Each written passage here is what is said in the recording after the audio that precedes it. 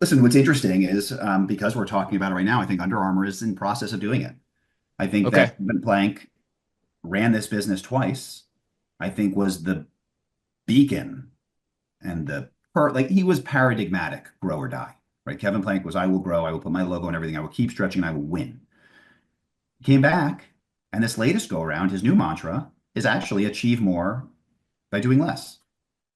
That rhymes with the comment I made before of sell less, charge more, make more money.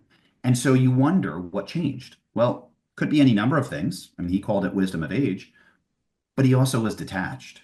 And so I think this idea of taking a step back and taking a breath and actually reevaluating, I think it's okay to have a different view.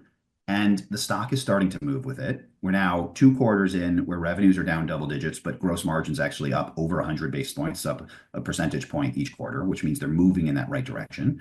And you're watching things like they closed one of their three DCs, not one of 20, one of three. And that was opened in 2013. We can all rewind back. The years where people loved, where we all loved Under Armour, where it was the growth story in Yep. retail, those were the years because he built a DC believing he was, and infrastructure at large, believing they were going to be a $10 billion business. Now that you're watching them close it, I think you're seeing the signal. I'm a huge proponent of watch how I spend, don't listen to what I say, which shouldn't sound surprising given everything we're talking about. Mhm. And so I do think it happens. I think every time you and I think every time we watch a collective turnaround, it's likely because someone took a break. It's either because they lost their job and it's a new CEO making that choice fresh, Mhm. or it's because they took this fresh look. It's because they stepped back, right, by definition, and said, hey, what I was doing before wasn't really working. Nike, and the two of us talked about this a bunch over the years. My team did really fun work around D2C versus wholesale. We wrote a report 3.5 years ago called D2C is not all it's cracked up to be. I got into a lot of fights 3.5 years ago when everyone wanted D2C, and now people are on the other side. But you watching Nike come to the realization that, hey, you know what, we made that decision. We don't have to die by it.